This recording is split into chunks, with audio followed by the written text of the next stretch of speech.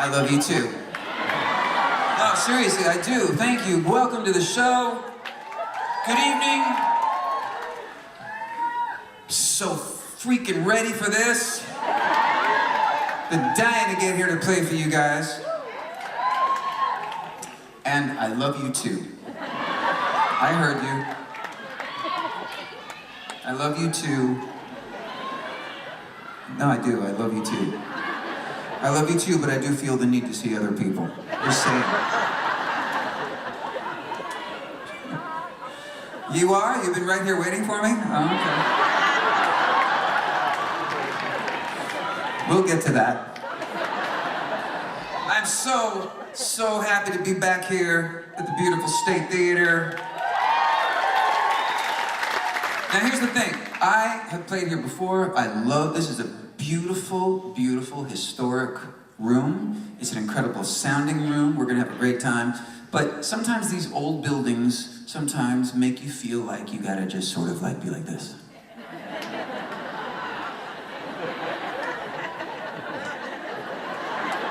You don't, the security knows if anybody wants to get up and dance, you are more than welcome to anytime during the night. You can pull your pants down for all I care. It's whatever floats your boat. I might pull mine down. Oh, look at this.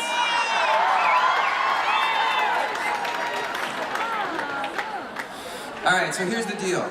First of all, I just want to talk to you for a second. I've been coming to Australia to do shows since 1989. I love it here. I feel at home here.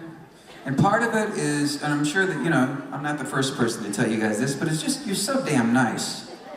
You're so damn friendly. You make Canadians look like assholes.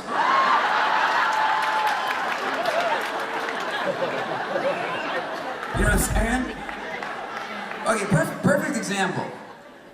So yesterday I had the day off, and I got here to Sydney, and my wife, my beautiful wife Daisy, is here with me.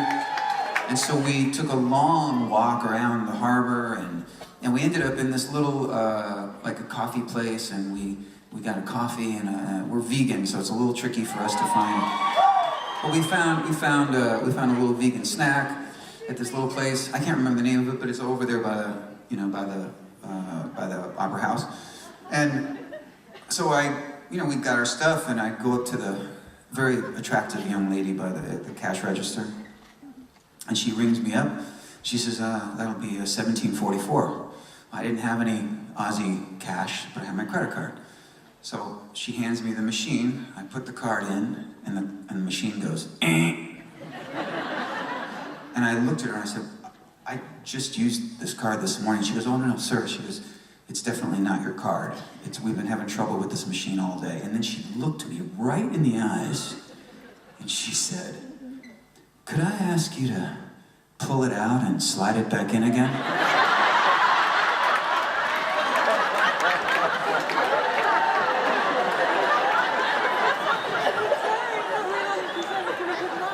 And I was like, hang on a sec, Daisy, is that okay with you? Yeah, you guys are super friendly here. All right, so look, I brought you guys a bunch of the songs from my past. I'm gonna play you a couple of new songs, a couple of songs that you may not know, but for the most part, it's all the singles, all the hits, the songs that you know. Right? I get it. I go to concerts too. And if I go see a band play that I love, if I go see whoever, Foo Fighters, I love Foo Fighters. If I go see Foo Fighters and Dave and the guys come out and then Dave's all of a sudden like, okay, now we're gonna do a bunch of new songs from the new, I'm gonna be like, God damn it. Play the shit that I know, man. So that means we're gonna be in the time machine a little bit. So this next song, this is one of my favorite songs I've ever written. It's just one of my personal favorites. I really love doing this song after all these years, but I want to set the tone and paint the picture for you. I wrote this song when I had the most amazing fluffy mullet you've ever seen. Sam, Sean.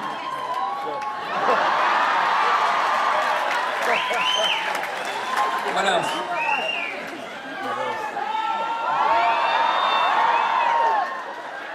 So one more. Oh shit.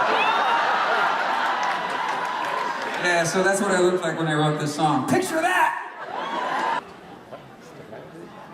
You guys can do whatever you want, as far as I'm concerned. They can hang out wherever they want. It's not prison, it's a concert. Leaving you tomorrow. You know what I'm saying?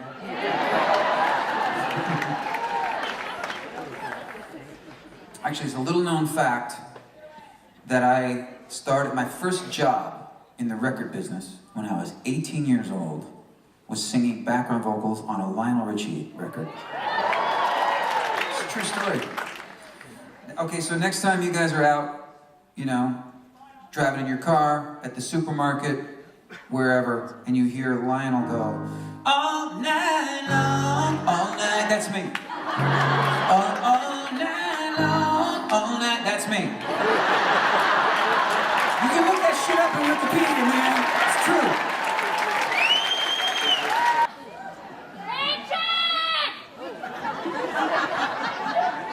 If it's okay with you, just for a few minutes, I just kind of want it to be just you and me.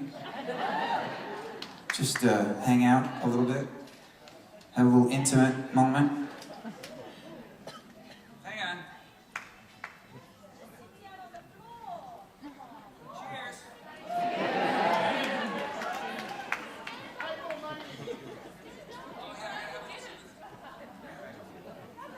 This is the public service announcement of the show, part of the show. I'm gonna have a little sip of this. This is this thing, no, here's the thing, let me tell you about this. This is the best voice restoration concoction ever. Anybody out there who sings or uses their voice public speakers, this is the greatest concoction.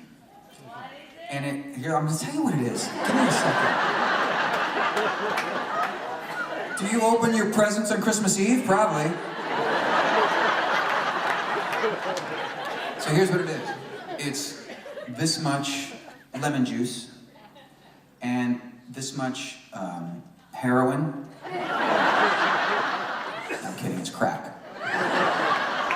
That's this much, like crushed ginger, you know, powdered ginger, and a whole lot of cayenne pepper. Cheers.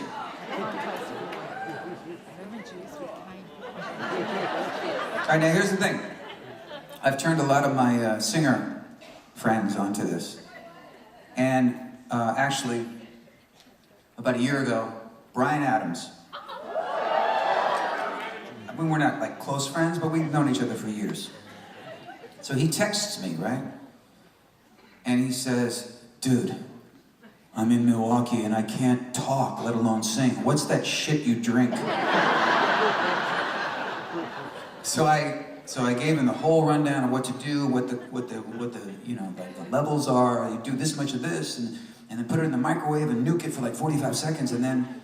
Now here's the thing: people also use this same exact thing as a cleanse. The difference is, if you're gonna use it for a cleanse, you drink it. If you use it for your voice, you just sip it. I didn't tell Brian that part.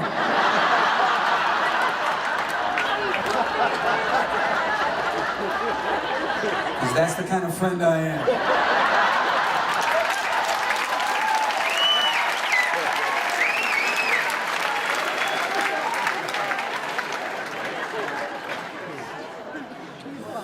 Actually, I haven't heard from Brian since then, but... So this is just, I wanted to do at least a song where it's just you and me. And again, this is a song from The Time Machine. I wrote this song back in 1991, And I think it wasn't a huge hit here, but it was somewhat of a hit from the Rush Street album. And I thought that this was like, you know, by the time I put this song, it was my third album, and I had, even though I had really started at rock radio and I'd had a bunch of up-tempo rock and roll songs at that point, I'd also had one or two big romantic ballads. And already at that point, everybody, like the press, had sort of tagged me as this Mr. Romantic guy. And so I wrote this song, and I thought, this song is sexy. Like, there's a difference between romantic and sexy. You know, they can, of course they can coexist, and they should, but there's a difference. So, like, I had already written, at that point, I'd already written songs that talked about, you know, forever and till eternity and for the rest of time. And I thought, I just want to write a song that's more like, what are you doing for the next 45 minutes?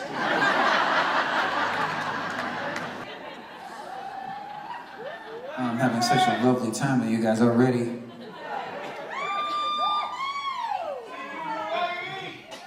You're not getting too close with that camera, right? I'm 55, for fuck's sake. Is this HD? Back the fuck off, dude.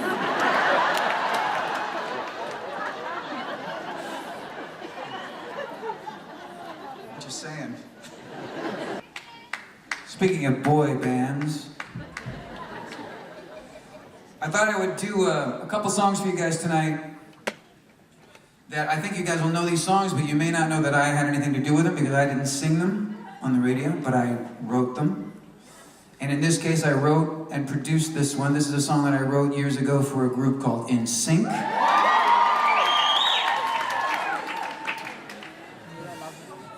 We worked together down in Florida for a few days when I made this record with them. Really incredibly talented guys. Do we have pictures of that, Sam? Oh yeah, there we are.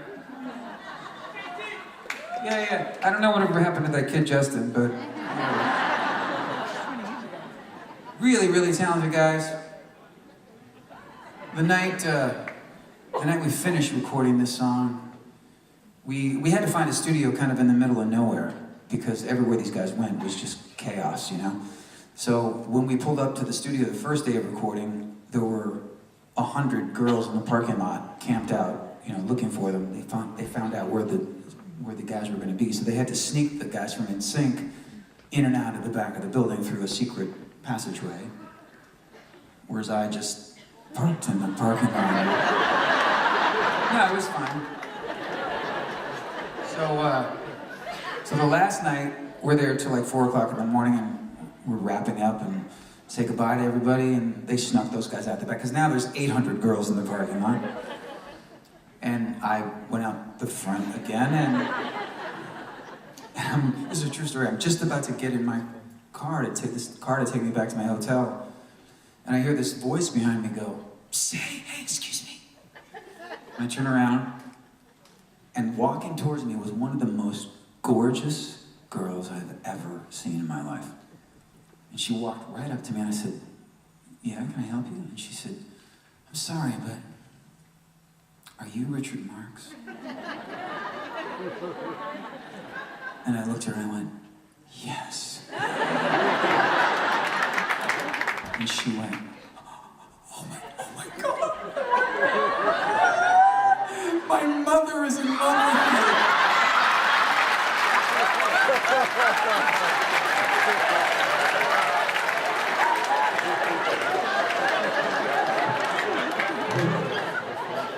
So this is for all you mothers out there, apparently. Thank you so much. Do we have any country music fans here? Good, because I'm going to do a jazz number. I wrote this song with one of your own, a guy named Keith Urban. Keith and I started writing songs together back in the early 2000s. The first time we ever wrote a song together, he came over to my house, and we picked up 2 guitars and we went, "Someday, baby, you and I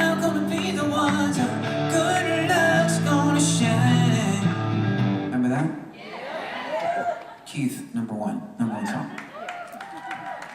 Then a couple of years later, he came over to my house, and we wrote this song that went, everybody needs somebody, sometimes. Top 5 single. And then, a few years ago, I went to his house. And we wrote this is my favorite one we've written together, it's called Long Hot Summer.